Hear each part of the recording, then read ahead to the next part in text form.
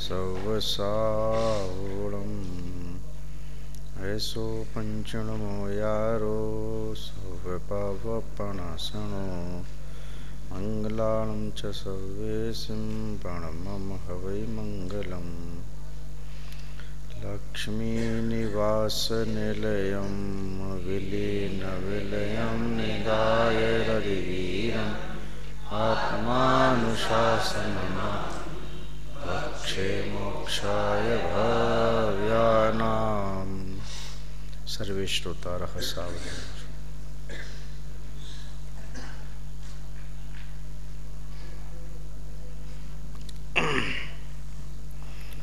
आचार्य गुणभद्र द्वारा रचित यह है आत्मानुशासन ग्रंथ।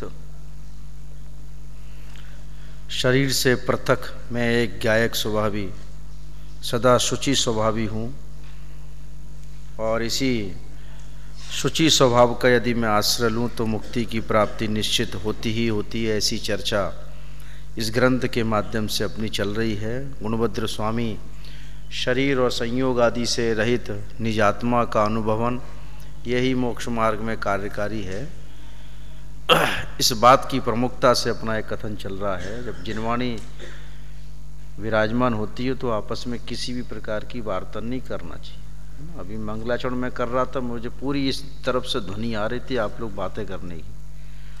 और आज भोजनालय में भी चर्चित ने मुख्य बिंदु वो जीवन पथ दर्शन की पुस्तक में से पढ़े थे। उसमें मुख्य में स्वाध्याय के लिए बोला था ना, वो उसने उसमें बोला था कि बहुत पवित्रता से शारीरिक और मानसिक पवित्रता से स्वाध्याय को सुनना समझना चाहिए। अन्यथा ये जिन वचनों का अपलाप है, जिन वचनों का अपमान है, गंभीरता से और सुनने का और आत्मसात करना, सुनकर अपने अंतरंग में उतारने का, आत्मसात करने का हम प्रयास करें। इस पवित्र भावना से तो हम ये स्वाध्याय आदि का क्रम अपने जीवन में अपनाया है अपन लोगों ने। तो किसी को दिखावे के लिए थोड़ी हम कर रहे हैं, अपने लिए कर रहे हैं हम, ये है ना। ध्यान रखना चाहिए अपन सबको। कल यह बात आई कि शरीर आत्मा के बल से या रत्नत्रय की साधना पूर्वक ये शरीर भी पूज्य हो जाता है। और जो अपने आत्मा को, अपने स्वभाव को अवलंबन नहीं लेता, स्वभाव का ज्ञान नहीं करता, उसके लिए वो शरीर भी अस्पृश्य है, माने निम्न गतियों में जाता है। निम्न स्तर के जन्मों को या उन गतियों को धारण करता है तो शरीर भी छूने योग्य नहीं होता। ये दोनों प्रकार की स्थितियां ये बताई थी इसमें कि देव मनुष्य त्रियंच शरीर को पूज्य होता है ना। हम लोग जैसे अपन लोग मुनिराजों को पूजते हैं, अरिहंतों को पूजते हैं, तो रत्नत्रय के बल से वो पूज्यपना है।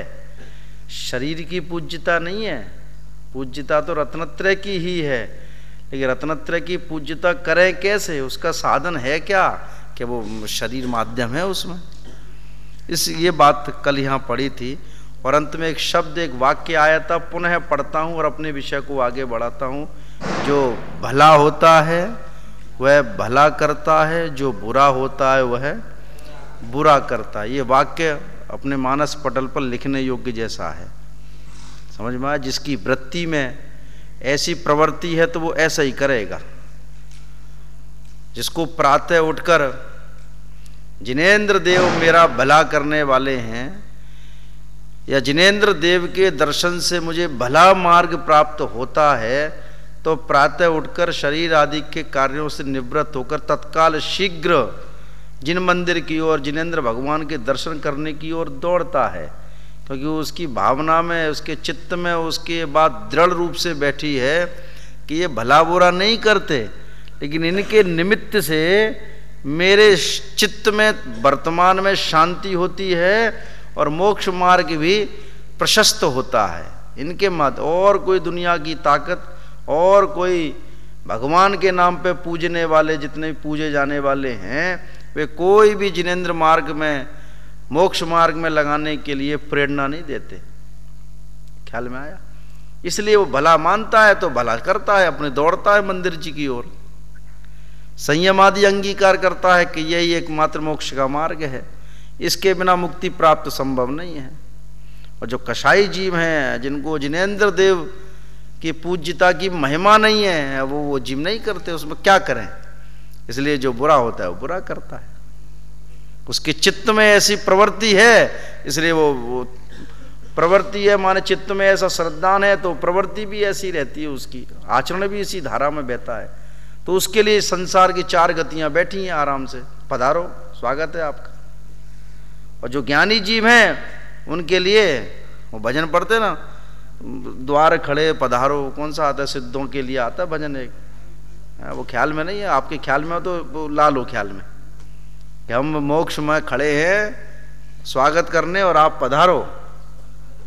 है ये ज्ञानी और अज्ञानी का ऐसा ही सिस्टम है। देखिए आगे पढ़ते हैं अपन, पृष्ठ 198, 210 और 211 नंबर का श्लोक यहां से अपन पढ़ते हैं। पुस्तक सबके पास, जहां तक मैं समझता हूं ग्रंथ सबके पास होना चाहिए, होगा भी, जिनके पास नहीं है वो ले लें, वहां रखे हैं। संसारी जीव शरीर आदि 3 प्रकार के भागों को धारण करता है। यह बात आगामी 2 छंदों में कहते हैं।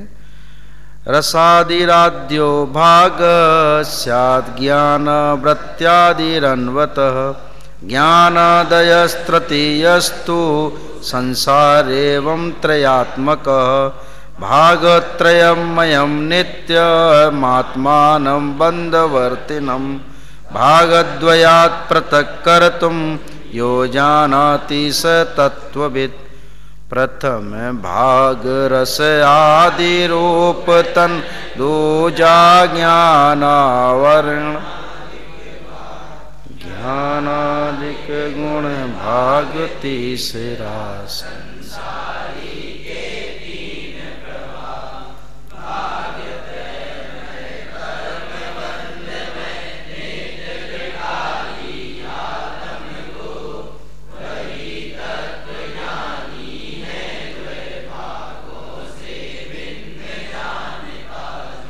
तो क्या किस तरह से बात यहाँ कही जा रही है कि अभी तक बात आई थी कि शरीर 2 प्रकार के शरीर धारण अंत में करता ही है। कौन कौन से? तेजस और, अब यहाँ अलग बात कह रहे हैं कि संसारी जीव किस प्रकार से शरीरों को धारण करते हुए रहता है, ये समझना आप लोग। सर्वप्रथम भाग सप्त धातुमय शरीर है। कौन सा है? कौन सा है वो? औदारिक, वही है ना शरीर। उसके बाद दूसरा भाग 11 वर्णादिक अष्ट कर्म है ना, ये जितने भी है कारमाण शरीर, तेजस कारमाण होगा तो तेजस तो कारमाण का तो अविनाभाव संबंध है, ये तो रहेंगे साथ में। तीसरा भाग ज्ञानादि निज भाव, ज्ञान शरीरी। छेडाला में एक संबोधन आया ना सिद्धों के लिए, ज्ञान शरीरी है ना। तीसरा भाग, अरे उतनी प्रयोजन आगे का नहीं है ना। ज्ञान, तीसरा भाग ज्ञानादि निज भाव। इस प्रकार संसारी जीव इन 3 प्रकार के भागों को धारण करते हैं। अब ये बात बताओ, ये हमारा संसारी है, हमारे जीवन में ये बात है कि नहीं? सबके लिए संसारी हैं जो। अब इसमें कौन से संसारी हैं सोचो आप, हैं? अरिहंत, इसमें इन तीनों भागों में अरिहंत लागू होंगे कि नहीं होंगे? उनके भी हैं 4 कर्म तो उनके भी हैं। अर्थात संसारी जीव 3 भाग सहित हैं, 3 प्रकार से शरीर युक्त या 3 प्रकार से हैं वे। अब देखो इसमें क्या गजब की बात कहते हैं। इनमें जो माने जो मुक्ति का चाहने वाला है, जो मुक्ति की प्राप्ति चाहता है, जो संसार से भयभीत है, शरीर संयोगों से जिसका मन भर गया है, जो अपने ज्ञान आराधना में लीन रहना चाहता है, अर्थात संक्षिप्त में कहें तो जो सुखी होना चाहता है। और सुखी होना की बात करो तो सारा जगत एकदम बिल्कुल अटेंशन में आ जाए कि हमें भी सुख चाहिए ना, हम भी सुख के अर्थी हैं, हमें और क्या चाहिए? ये कमाना धमाना पढ़ना लिखना किसके लिए होता है? सुख प्राप्ति के लिए। तो सारी बातों को हटा के सुख की बात लिया वे सामने तो बिल्कुल अटेंशन आती है, हाँ तो सुख तो हमें चाहिए। तो सुख चाहिए तो सुख का अर्थ ही क्या करता है उसकी बात है। जो अर्थात सुखार्थी, जो सुख चाहता है, इनमें दो भाग रूप, अब इनका भेद विज्ञान करता है, इनके दो भाग करता है। दो भाग रूप शरीर और कर्मों से जीव को भिन्न करने की विधि जानते हैं। शरीर माने औदारिक और कर्म माने ज्ञानादिक अष्टकर्म सहित, और उससे ज्ञानादि निज भाव वो अलग। तो ये दो चीज अलग और एक चीज, दो इनमें भेद विज्ञान करता है। जो जीव इन तीनों शरीरों से में अपना क्या है, मेरी चीज क्या है, ऐसा जो इसको अलग करने की विधि जानते हैं, वे ही तत्वज्ञानी हैं। इसके अलावा कौन है तत्वज्ञानी बताओ? इनमें रहना, इन तीनों शरीरों के साथ रहना अलग बात है, और इन तीनों शरीरों के साथ रहकर इनमें भेद विज्ञान करके रहना वो अलग बात है। ज्ञानी जीव तो भेद विज्ञान करके जीवन जीते हैं। अब विधि आनी चाहिए हमें। जो ऐसी विधि जानते हैं वे तत्वज्ञानी हैं, और जो विधि नहीं जानते वे तो अंतर कर ही नहीं पाएंगे। तो ये कल ये पंक्ति मैंने पढ़ी बाद में जाने के बाद, और फिर इस पर विचार किया तो एक पंक्ति बहुत गजब की मिली मेरे को एक जगह।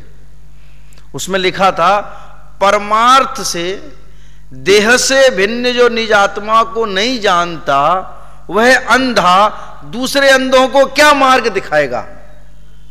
ये देह से भिन्न, परमार्थ से देह से भिन्न अपने स्वभाव को नहीं जानता, वह अंधा दूसरे अंधों को क्या मार्ग दिखाएगा।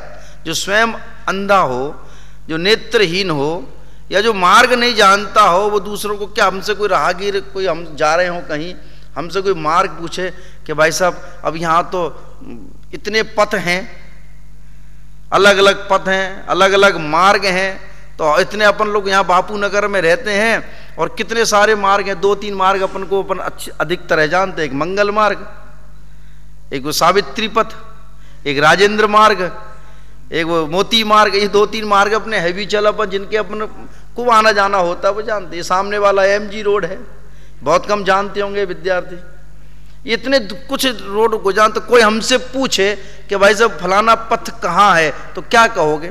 नहीं आता होगा तो क्या कहोगे आप कि साहब हमें नहीं पता, ये दुकान है या ये है, इनसे पूछो, हम नहीं जानते। और जो जानता है वो बता सकता है कि भाई साहब ऐसे जाइए आप, इस तरह से ये मार्ग है। जो नहीं जानता वो कैसे बताएगा? ख्याल में आया नहीं आपको? ऐसी जो इन दोनों माने इन दोनों में, इन तीनों में अंतर करते हैं, भेद विज्ञान करते हैं, विधि जानते हैं भेद विज्ञान करने की कि मेरी क्या चीज है। ये औदारिक शरीर, ये तो स्पष्ट दिखता है कि प्राणांत होने पर इसका संस्कार किया जाता है। ये तो स्पष्ट दिखता है, चर्म चक्षुओं से दिखाई देता है सबको। तो ये तो अलग है, ये तो सब जानते हैं। लेकिन ज्ञानादिक अष्टकर्म वाला शरीर, इसको कौन जानता है कि अलग है ये है? और जो ज्ञानादि निज भाव, जो स्वयं का ज्ञान शरीरी है, अनंत गुणों युक्त, जो एक ज्ञायक स्वभाव में हूं, उसमें और इन सब में अंतर करे, ऐसी जो विधि जानता हो वो तत्वज्ञानी है। ये परिभाषा लिखी है, ये समझ लो। ये विधि जानना उस तत्वज्ञानी के लिए कंपलसरी है। जो भेद विज्ञान की विधि नहीं जानते तो वो भेद विज्ञान कैसे करेंगे?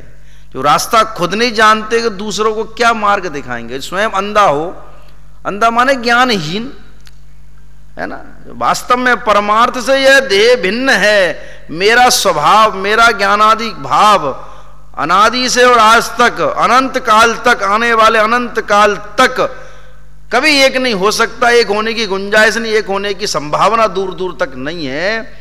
ऐसा जो नहीं जानता वो अंधा है, और वह अंधा, वह ज्ञानहीन दूसरों को भेद विज्ञान क्या कराए? वो दूसरों को क्या मार्ग बताएगा? मार्ग बताने के लिए तो वो आंख होने की आवश्यकता है ना। तो ज्ञान नेत्र चाहिए, ज्ञान नेत्र विधि है, भेद विज्ञान विधि है। तो भेद विज्ञान की विधि से जानता, उसके लिए क्या लिखाया? तत्वज्ञानी है। समझ में आया? अधिक क्षयोपशम होकर अधिक ग्रंथों को पढ़कर जान लेना, वो तत्वज्ञान को, उसको तत्वज्ञानी नहीं कहा। क्या समझे? कम पढ़े अधिक गुने, उसे तत्वज्ञानी कहा है। मूल बात जो है उसको वो पकड़ में आना चाहिए ना। वो तत्वज्ञानी है जो वेद विज्ञान से जीवन जीते हैं, वे तत्व। मेरी चीज क्या है और मेरी चीज क्या नहीं है, ऐसा जो जानते हैं वे तत्वज्ञानी है। अब देखो आप इसमें तत्वज्ञान की परिभाषा दी है। तत्वज्ञानी किसे कहते हैं, तत्वज्ञानी कौन है, इसका आकलन दूसरों के लिए नहीं करना, अपने लिए करना। हम हैं कि नहीं ये विचारना, इसके लिए स्वाध्याय आदि कार्य है। ये देखो भावार्थ में लिखा है, स्पष्ट और सरल किया भावार्थ में, जो शरीर और उसके मूल कारण कर्मों से जीव को भिन्न जानकर अपने ज्ञानादि भावों में रमते हैं। कहां चित्त रमता है, कहां आनंद आता है? देखो जहां बोरियत लगती हो ना, जहां थकान हो जाए, समझो वो आनंद नहीं है। समझ में आया नहीं आया? जहां जिस कार्य को करते करते थकान होती हो तो समझना वो आनंददायी नहीं है। 3 घंटे का पाठ हो, 3 घंटे से 4 घंटे हो जाए, 5 घंटे हो जाए, तो क्या स्थिति बनती है? थकान हो जाती नहीं हो जाती? कक्षा पौने घंटा की 1 घंटे चल जाए, 1.25 घंटे चल जाए, तो आसन बदलते हैं और धीमे धीमे कुछ कुछ विशिष्ट महानुभावों की दृष्टि घड़ी पर जाती है बार बार कि समय हो गया, समय हो गया। वो वक्ता को बताना चाहता, अध्यापक को कहना चाहता भाई समय हो गया, बोर। माने कहाँ है इसमें आनंद बताओ? जहां बोरियत है, माने अनुकूलताएं वास्तव में किस चीज में है, किस चीज में आनंद आना चाहिए? जिस में थकान बोरियत लगती है वो सब दुखदाई है। भोजन करना आनंददायी, खाते रहो, लगे रहो सुबह से शाम तक। अंततः वहां से भी छूटना होता है ना।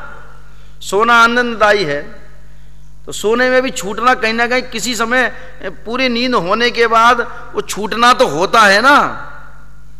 संसार का ऐसा कोई कार्य बताओ जिससे कोई छूटना नहीं होता हो, उसी में मग्न रहता हो व्यक्ति? कोई नहीं है। निज आत्मा का आनंद ऐसा आनंद है कि सिद्ध अनंत काल से सिद्ध हुए हैं और अनंत काल तक सिद्ध होते रहेंगे। किसको थकान होती है? सिद्धों को अपने आनंद में। कहां होती है थकान? क्योंकि वहां अपनापन है, वहां अपनेपन में थकान नहीं होती। समझ में आया? एक पहेली पूछते थे जब हम पढ़ते थे या जब प्रवचन करने जाते थे, तो लोगों से एक पहेली मैंने यहां भी कई बार कही भी है कि 2 महिलाएं शिखर जी के पहाड़ पर चढ़ के जाती हैं, दोनों की गोदी में एक एक बालक है, एक ही वजन का, एक ही हाइट का, एक ही कद काठी का, हर चीज एक ही। एक को उसे उठाने में थकान होती है, एक को उठाने में थकान नहीं होती। क्यों? क्योंकि एक का अपना बच्चा है, इसलिए उसे थकान नहीं होती। अपनी चीज में कहां थकान होती है? और उसको जो गोदी वाली है उसे वो जेब में जानबूझ के टॉफी बिस्कुट रखते हैं कि थोड़ा पैदल चलाओ इसे, पूरा पूरा अपन को पैसा मिलेगा, और वो पैदल चलाते हैं, वो बेला फुसला के चलाते हैं। उसे थकान होती है। उसका प्रयोजन बच्चे को गोदी में उठाना नहीं है, उसका प्रयोजन तो सेठ से पैसा लेना है। तो जहां अपनापन है, जिस चीज में अपनापन है, वहां थकान नहीं लगती। जो अपना है, जो मेरा है, जो मुझको आनंद देने वाला है, ऐसे कार्यों में कभी थकान नहीं लगती है? अब हर चीज में लगाओ, जितने भी शुभोपयोग के कार्य उनमें भी लगाओ ये बात। अशुभोपयोग के कार्य तो थकान देने वाले हैं ही, लेकिन शुभोपयोग के कार्य भी कौन से थकान को दूर करने वाले हैं? वे भी थकान देते हैं। तो क्या कार्य करने योग्य है कि सिद्धों जैसा कार्य करने योग्य है कि जैसे सिद्ध परमात्मा अनंत काल के लिए अपनी आत्मा का भोग करते हैं और वे थकते नहीं है, ऐसा कार्य करने योग्य है। इसलिए हमारे लिए अनुकरणीय, हमारे लिए प्रातः स्मरणीय प्रति समय कोई है तो सिद्ध परमात्मा है। हमारा लक्ष्य तो सिद्ध बनना है, इसलिए अपना लक्ष्य अरिहंत बनना नहीं है, सिद्ध बनना है। इति सिद्धम है, सब लोग सिद्धियां करके आए हैं यहां तक। अंत में लिखते ना सॉल्यूशन हो जाए, इति सिद्धम। तो अब हमारा सिद्ध हुआ है कार्य। ऐसे हमारे जीवन का लक्ष्य क्या है वो बता रहे हैं यहां कि वास्तविकता क्या है। देखिए, जो शरीर और उसके मूल कारण कर्मों से जीव को भिन्न जानकर अपने ज्ञानादि भावों में रमते हैं, वे ही तत्वज्ञानी है। वे ही लिखा है इसमें, वे ही तत्वज्ञानी है। इसके अलावा सारे तत्व ज्ञान से विहीन। क्षयोपशम ज्ञान होना जुदी बात है, यहाँ क्षयोपशम ज्ञान की बात नहीं है। क्षयोपशम ज्ञान की बात तो कहीं से कहीं तक नहीं है। 11 अंग 9 पूर्व तक जैसा क्षयोपशम हो जाए तो भी वो मोक्ष मार्गी नहीं है। क्या गजब की बात है। और 11 अंग 9 पूर्व का ज्ञान कौन सा, कि द्वादशांग में से जो 11 अंग 9 पूर्व है ना, उनका, अन्यों की बात नहीं करी, अपनी अपनी बात की, द्वादशांग की बात।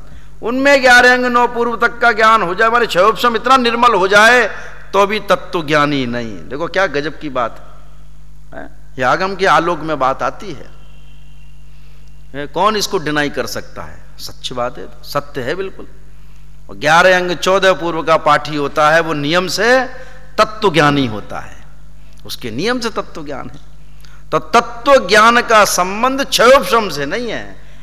ज्ञानावरणी कर्म का है क्षयोपशम, या ज्ञानावरणी कर्म का थोड़ा हटना, ये क्षयोपशम है ज्ञानावरणी कर्म का। जो आज हमको सबको आपको जो ज्ञान है, वो है तो ज्ञान गुण के कारण, वो है तो ज्ञान गुण है, तो वो अपने स्वयं का ज्ञान, उस ज्ञान की निर्मलता पूर्णतः प्रकट इसलिए नहीं है क्योंकि उस ज्ञान को आवरण है ज्ञानावरणादि, ज्ञानावरण का। तो जितना ज्ञानावरण कर्म का जो जो हमें आज जितना ज्ञान है, उसको हम उस ज्ञानावरणी कर्म का अभाव नहीं कहते, उस ज्ञानावरणी कर्म का क्षयोपशम, ज्ञानावरण कर्म का क्षयोपशम कहते हैं। क्षयोपशम होना अलग बात है, लेकिन यहां तो आत्मज्ञान की बात है।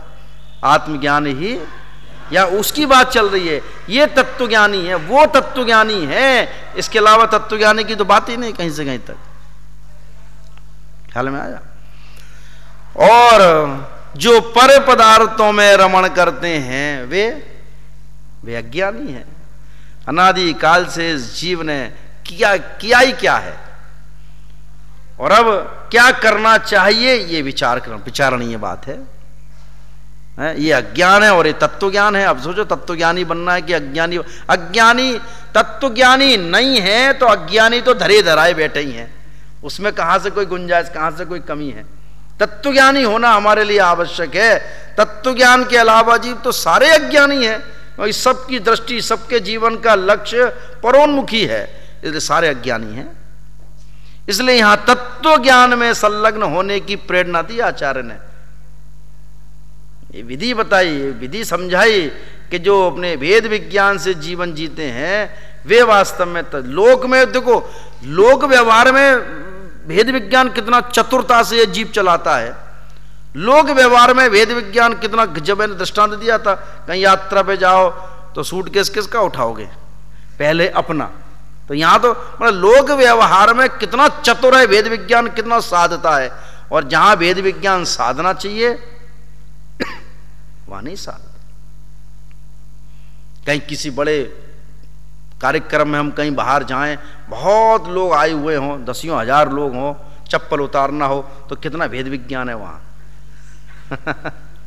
अपनी चीज में कितना वेद विज्ञान बरतता, लोक व्यवहार में कितना, माने वेद विज्ञान के बिना वास्तव में लोक व्यवहार नहीं चल सकता।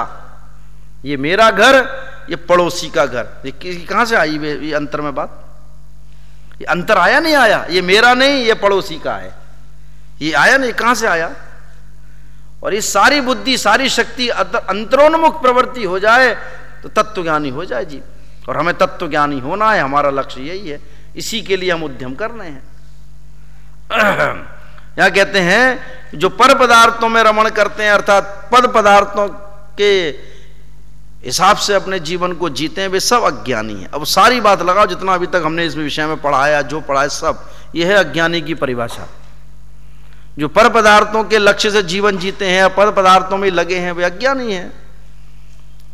इस वस्तु में आनंद है, इस वस्तु में आनंद, 5 इंद्रिय के विषयों में आनंद है, मन के विषयों में आनंद है, ये सब परोन्मुखी प्रवृत्ति है, परोन्मुखी बुद्धि है। ये संसार है, ये संसार का कारण है, ये सब अज्ञान है। तो अज्ञान कोई ऐसी वस्तु नहीं, जैसे वस्तु हो ऐसी कोई वस्तु अज्ञान नहीं है। ज्ञान में निर्मलता नहीं होना, ये अज्ञान है। अपने ज्ञान स्वभाव को नहीं जानना, ये अज्ञान है। कोई ज्ञान कोई वस्तु नहीं है ऐसी, जगत में अन्य वस्तुएं दिखती हैं, ऐसी कोई वस्तु नहीं है। ज्ञान आत्मा का गुण है, आत्मा का स्वभाव है। उस ज्ञान को जाने सो ज्ञानी, वो ज्ञान को नहीं जाने सो अज्ञानी है। इस तरह की बात यहां कही। आगे कहते हैं कषाय, थोड़ा विषय बदला, यद्यपि विषय तो यही चल रहा है, लेकिन अब यहां कषाय की बात चलेगी कि किसको जीतना जरूरी है। कि जो बात आप कह रहे हैं भेद विज्ञान की बात, ये सब थोड़ा सा विषय थोड़ा सा बदलते हुए आगे आएगा कि कषायों को जीतना कितना सरल है, कषायों को जीतना कितना बहुत सरल है। कषायों में जीवन जीना ये बहुत कठिन है, जीतना उससे कहीं ज्यादा सरल है। करके तो देखें एक बार अपने जीवन में, नहीं होता क्यों? क्योंकि अनादि के वही संस्कार हैं, अनादि के वो उसी संस्कारों में रचे पचे अनादि के जबरदस्त इस आत्मा के साथ कषायों की जबरदस्त काई लगी हुई है। अब अनादि की है तो धीमे धीमे तो मिटेगी, ऐसा नहीं है। अनादि की काई हो या एक दिन की काई हो, यदि अपने अनुभव, अपने आत्मा का अनुभव हो तो वो काई एक समय में मिटने वाली है, ऐसा नहीं कि धीमे धीमे मिटेगी।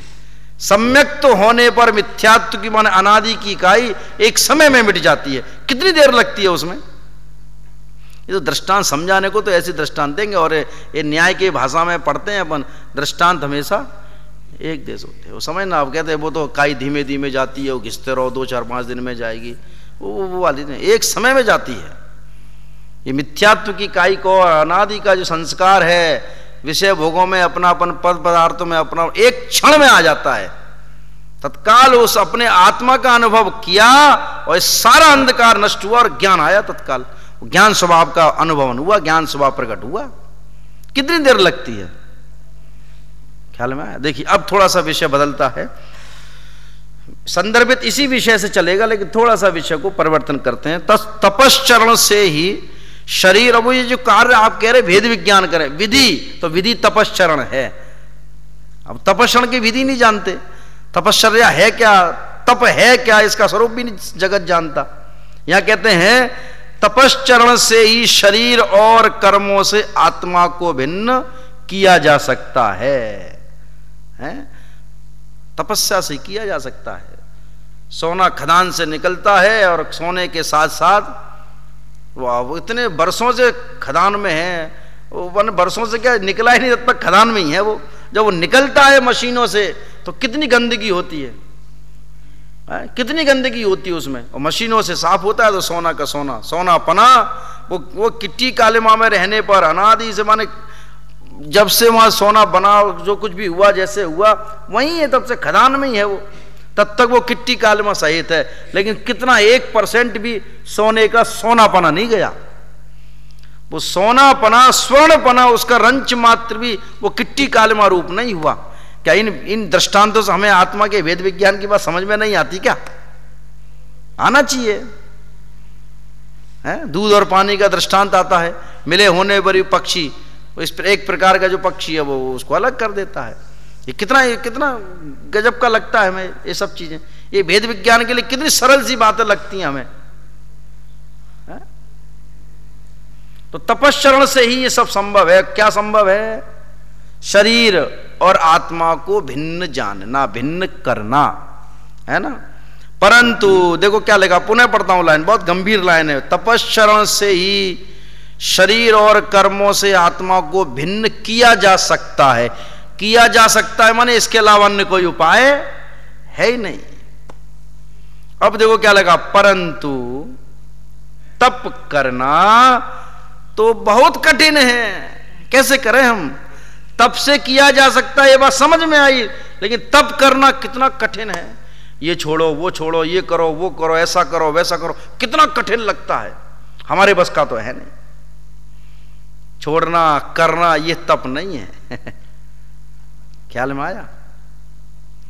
स्वरूप का आराधन करना, स्वरूप में लीनता रखना, यही तप है। आपने धर्म के 10 लक्षण पुस्तक पढ़ी है, उसमें अनेक आचार्यों के उद्धरण तप की परिभाषा में लिखे हैं वहां।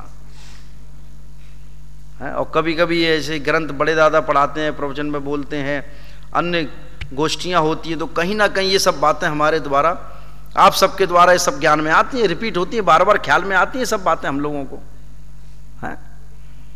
तो तप से ही ये भेद विज्ञान संभव है, तप के बिना संभव नहीं। लेकिन तप तो कठिन है ना, कैसे करें हम? नग्न हो, या फिर श्रावक व्रत अंगीकार करें, तो श्रावक व्रत अंगीकार करने पे कितनी पाबंदियां हैं, कितना कठिन लगता है? ये छोड़ दो खाने में, ये छोड़ दो, ऐसा छोड़ दो, ये कर दो, वो कर दो। बताओ कैसे जिह्वा इंद्री की लोलुपता बड़ी खतरनाक है। सब छोड़ देंगे तो शादी विवाह में जाने होगा तो कैसे खाएंगे? मन दल जाएगा तो कैसे होगा? मैंने एक बात कही है कई बार, किसी व्यक्ति के जीवन का आकलन उसकी जिह्वा इंद्री से होता है। यानी एक मनोचिकित्सकों ने लिखा है, किसी भी व्यक्ति के पूरे व्यक्तित्व का आकलन करना हो तो उसकी जिह्वा इंद्री देख लो, समझ में आया? पता लग जाता है कौन कैसा है। अब तप करें कैसे, मतलब तप करने के नाम पे ऐसा दिखता है छोड़ छाड़, ये छोड़ो वो छोड़ो, ये छोड़ो वो छोड़ो, ऐसा करंट सा लगता है, डर सा लगता है, लेकिन ऐसा कुछ नहीं है। भूमिका जैसे जैसे स्वाध्याय का, जैसे जिनेंद्र देव का समागम, स्वाध्याय की रुचि बढ़ती है ना, तो सहज में ये सब अभक्ष्य भक्षण का त्याग सहज में हो जाता है। क्यों? क्योंकि उन चीजों से ग्लानि स्वाध्याय के बल पर स्वयं आ जाती है, और जब अंतरंग से ग्लानि उत्पन्न होती है उन वस्तुओं के प्रति, तो वस्तु फिर उसका सेवन नहीं हो सकता। उसके बावजूद भी यदि सेवन होता है तो इसे बोलते अतिग्रद्धता। जानबूझकर भी अंध बने होकर इन अभक्ष्य का भक्षण किया जाए तो अतिग्रद्धता का कारण है ये। और जब तक ज्ञान में नहीं आएगा, पंक्ति पढ़ी आप सब लोगों ने, बिन जाने थे दोष गुणन को, जब तक ज्ञान नहीं होगा तो क्या ग्रहण करने योग्य है, जब तक ज्ञान नहीं होगा तो क्या त्यागने योग्य है, ये कैसे पता लगेगा? इसलिए ज्ञान पूर्वक ये सारे कार्य संभव हैं। अब ये सब छोड़ देंगे, सब कर देंगे तो हम खाएंगे क्या, हम रहेंगे कहाँ, करेंगे क्या करें, कैसे जीवन जिए? ऐसा लगता है कि माने उसके बिना जीवन है ही नहीं, बड़ा अटपटा सा लगता है, लेकिन ऐसा नहीं। ये तो बहुत सामान्य सी बात कही मैंने, क्योंकि तप का संबंध लोग खाने पीने के त्याग से जोड़ते हैं। यद्यपि ये है, ऐसा नहीं इसका कोई महत्व नहीं है जीवन में, ये है, इसका महत्व है जीवन में, लेकिन इसका महत्व तब है कि जब यह जीव अपने स्वभाव की प्राप्ति करता है, तब है इनका महत्व। अन्यथा उससे पहले कुछ करे तो करे, उसकी कोई वैल्यू नहीं है। ठीक है, पुण्य प्रमाण पुण्य योग से होते हैं, ठीक है। आपको इसको ही गाता रहे कि मैंने ये छोड़ दिया, मेरा छोड़ है, मेरा ये छोड़ है, क्या दम है इसमें? इसमें कोई ज्यादा महानता वाली बात थोड़ी है। वो आता अपन सुनते हैं अनेक विद्वानों से कि सोनगढ़ में गुरुदेव श्री के समय में आलू नहीं बिकता था, इतनी महत्वता, इतना क्षेत्र का प्रभाव था। कदाचित कोई वहाँ लाभार्थी आके पहली बार गया होगा, वो आलू मांगने आया तो वो सब्जी वाला बोलता है, कहाँ से आए हो? तो गुरुदेव के पधारे हो, तुम आलू खाते हो, आलू मांगते हो? वो उनको सब्जी वाला समझाता है सामने वाले को। उस क्षेत्र का ऐसा प्रभाव, उस व्यक्ति का ऐसा प्रभाव, व्यक्ति का क्षेत्र का प्रभाव नहीं होता। वास्तव में प्रभाव तो ये आत्मज्ञान का होता है, प्रभाव तो तत्व ज्ञान के प्रचार प्रसार का होता है। इसलिए जीवन में जितनी भी पवित्रताएं आती हैं बेशक स्वाध्याय के बल पर आती हैं। इसके बिना कितना ही छोड़ छाड़ कुछ भी हो जाए, कोई दम नहीं है इसमें। ऐसा नहीं कि इनके छोड़े बिना कुछ नहीं हो सकता। अरे इनके छोड़े बिना ये वो भूमिका के अनुसार सब चीज छूटती हैं, अपने आप स्वयं छूटती हैं। लेकिन लगता है कठिन है, कैसे करें, कठिन है बहुत, कैसे करें, बहुत कठिन लगता है। ठंड लगती है, बिना लोग गर्म कपड़े पहने नहीं रहे, रात में रजाई ओढ़कर नहीं सो तो कैसे लगता है। और हम मुनि धर्म की भावना बातें, संत साधु बन के बिचरू है, घड़ी कब आएगी, हम ये भावना बातें हैं, और कपड़ों के बिना ठंड लगती है। फिर तप करना इसलिए कठिन लगता है, तो अनादि के वैसे संस्कार है ना, इसलिए कठिन लगता है, क्योंकि कभी इस चीज को अंगीकार करने की भावना नहीं भाई। और भाई तो वो सब ऊपर ऊपर की है बात है, इसलिए कर रहे कि वो भेद विज्ञान ही वास्तव में सबसे बड़ा कारण है। और वेद विज्ञान होगा तपस्रण, तपस्रण कठिन है, क्या करें। अब देखो क्या कहते हैं इसमें, इस शंका का समाधान इस श्लोक के माध्यम से करते हैं। करो तु नश्चिरम घोरम तपः क्लेशासो भवान चित्त साध्यान कषायारीन न जयेद्यत तदज्ञता, घोर तपस्या नहीं करे यदि।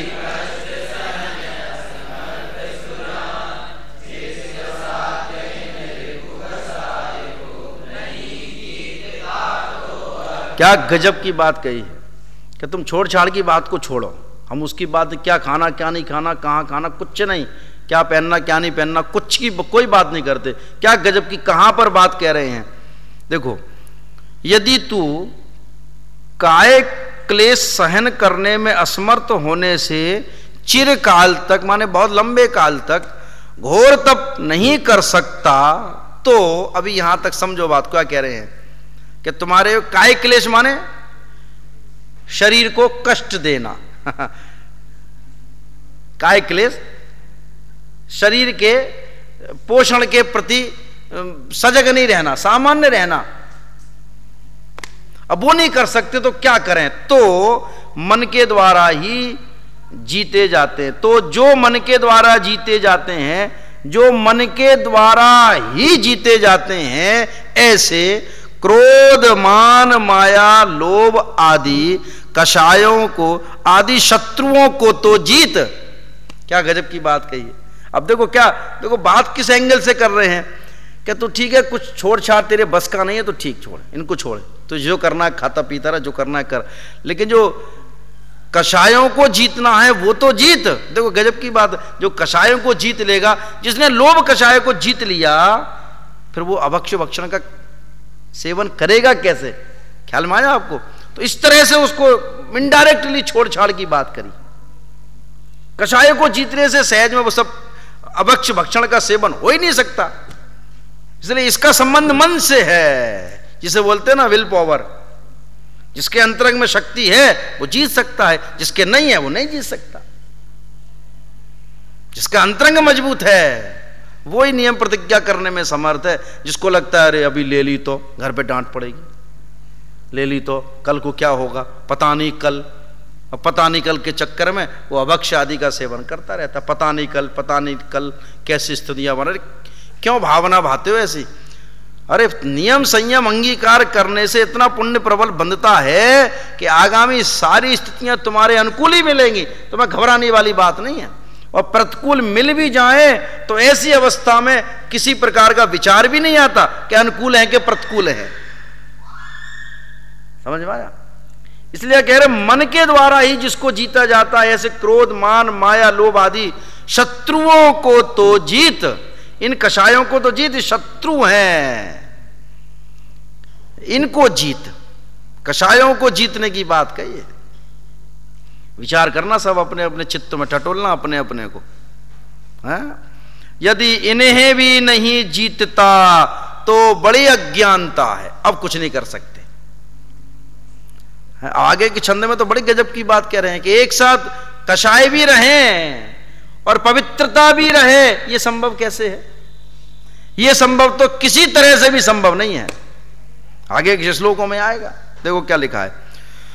यदि इन्हें भी नहीं जीतता तो यह बड़ी अज्ञानता है, क्योंकि कषाय जीतने में तो कोई काय क्लेश नहीं है, हैं? इसमें तो मन ही सुलटता है, मन का ही सुलटना है इसमें।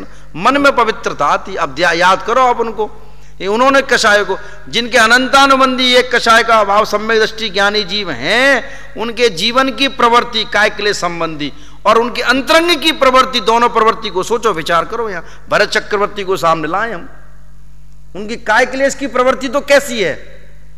इतना वैभव सब दिखता है हमें, कितना वैभव दिखता है। अक्षुणी सेना माने संक्षिप्त में कहो कुछ 6 खंड की संपदा, सब कुछ कण कण उनका है, कण कण के मालिक हैं वे। कहीं किसी भी प्रकार से कुछ भी ऑर्डर पास कर सकते हैं, उनकी ताकत है, उनके अधिकार में है सब। लेकिन कषायों का जीतना कितना जबरदस्त है। अनंत संसार लंबा हो ऐसी कषाय उन्होंने जीत ली है। बताओ अब क्या लगता है हमें, कितनी मजबूती किस में लगती है। सारी संपदा में रहना और अपने आत्मा में रहना, ये दोनों बातें अलग अलग हैं। लगता है जगत को कि साहब देखो इतने वैभव में रहते हैं, कैसे ज्ञानी है, कैसे तत्व ज्ञानी है, हमारी समझ में नहीं आता। तो तेल का कटोरे का दृष्टांत दिया था, कर लो आप, हैं वो आत्मज्ञानी ही हैं। उसमें रहकर भी उनसे अलिप्त हैं, ऐसा गजब का है उनका जीवन। और जितने भी ज्ञानी हैं वो लगता है घर परिवार में, जगत को लगता है कि वे घर परिवार में हैं, लेकिन उनके चित्त में घर परिवार बिल्कुल भी नहीं है। तीन कषाय संबंधी तो है, लेकिन जो अनंत संसार बढ़ाए ऐसा अंतर में बिल्कुल भी घर परिवार के प्रति कषाय भाव, राग भाव, कषाय भाव नहीं है। ऐसी गजब की, ऐसा गजब का जीवन ज्ञानियों का है। ख्याल में आया? देखो, क्योंकि कषाय जीतने में तो काय क्लेश नहीं है, कौन सा इसमें शरीर को तपाने जैसा काम है। कषायों को माने मन को ही तो इस तरह की शक्ति बनाना है मन में कि हमें कषायों को जीतना है। और कषायों को जीतना जब संभव है जब तत्व ज्ञान हो, पहले क्षयोपशम संबंधी तत्व ज्ञान हो, तब कषाय जीतने के लिए अग्रसर हो, और फिर क्षयोपशम के साथ साथ आत्मज्ञान हो, फिर कषायों का जीतना हो। ऐसा सिस्टम है ये।